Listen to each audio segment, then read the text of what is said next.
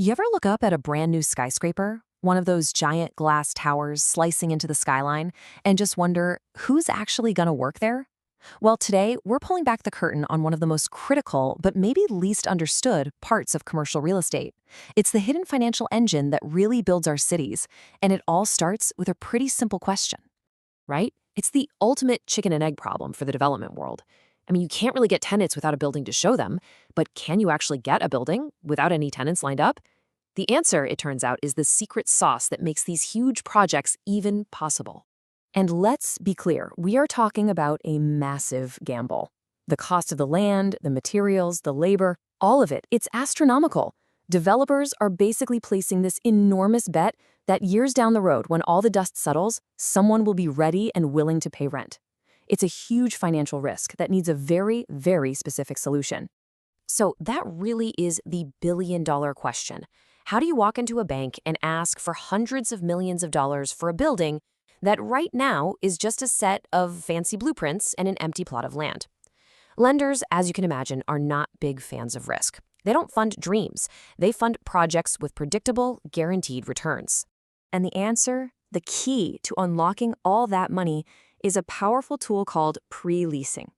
It is exactly what it sounds like, leasing out space in a building that doesn't even exist yet. Now, this isn't just some clever sales tactic. It's the absolute bedrock of modern real estate finance.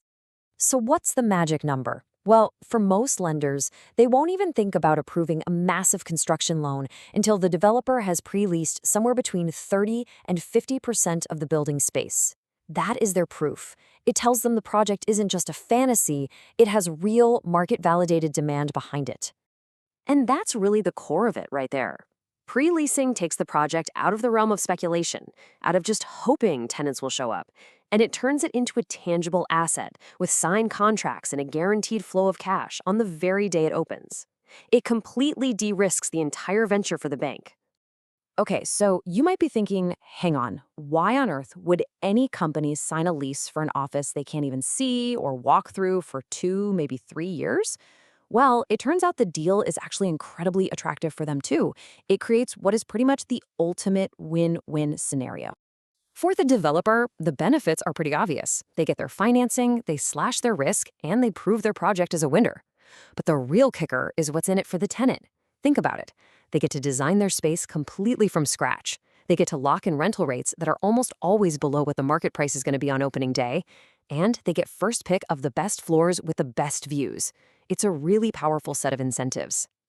So how does a deal like this actually happen? I mean, it's not a simple handshake over lunch, that's for sure. It's this long, carefully choreographed dance between the developer's big vision and the tenant's day-to-day needs.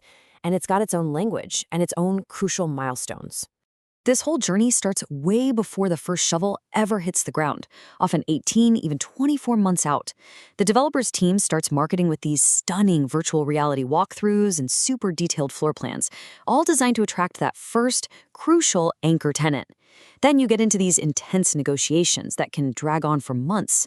Once the lease is finally signed, which is a huge milestone, the whole process shifts to weaving the tenant's custom needs right into the main construction schedule, which, saves everybody a ton of time and money. And a key piece of that negotiation puzzle is something called the Tenant Improvement Allowance, or just TI. This is basically the budget the developer gives the tenant to build out their raw space. We're talking everything from interior walls and conference rooms to specialty kitchens. For a tenant that gets in early, this allowance is often way more generous. And why is that? Well, because it's so much cheaper and more efficient for the developer to build these customizations during the initial construction, instead of having to retrofit a finished space later on. Another major perk you'll see is free rent. Yeah, to sweeten the deal for committing so early, developers will often offer several months, sometimes 3, sometimes 6, where the tenant can be in the space without paying a dime in rent. This really helps the tenant cover their moving costs and just makes the decision to commit to a future space that much easier. And, this whole playbook goes way beyond just office towers. Think about one of those massive new logistics parks near a port. Chances are it was built to suit for a single e-commerce giant that pre-leased the entire facility. Or what about your local shopping center? The developer almost certainly signed a big anchor tenant like a Whole Foods or a Target years in advance. That big name acts like a magnet, giving all the smaller coffee shops and boutiques the confidence they need to lease space nearby. But of course, it's not a foolproof system. It's real estate, after all. Committing to these multi-year contracts for a building that is literally still a hole in the ground, well, that carries its own very unique set of risks for everybody involved. Yeah, managing these risks is absolutely critical. A developer's worst nightmare? Tenant default. Just imagine you secure a huge tech firm as your anchor tenant and they go bankrupt a month before move-in. The whole financial model of the building could just collapse.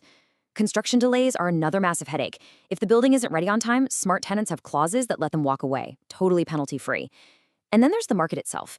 A developer might lock in a law firm at today's rates, but if the market just skyrockets over the next 2 years of construction, well, they're stuck with a below-market lease for the next decade. But in the end, despite all the risks, it really all comes back to one fundamental truth. Pre-leasing is the mechanism that transforms a developer's ambitious vision into a bankable reality.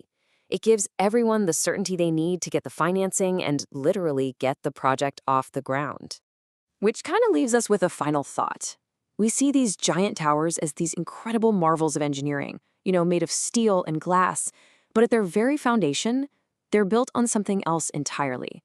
Just signed pieces of paper, complex financial agreements, and a massive amount of trust between developers, their lenders, and their future tenants.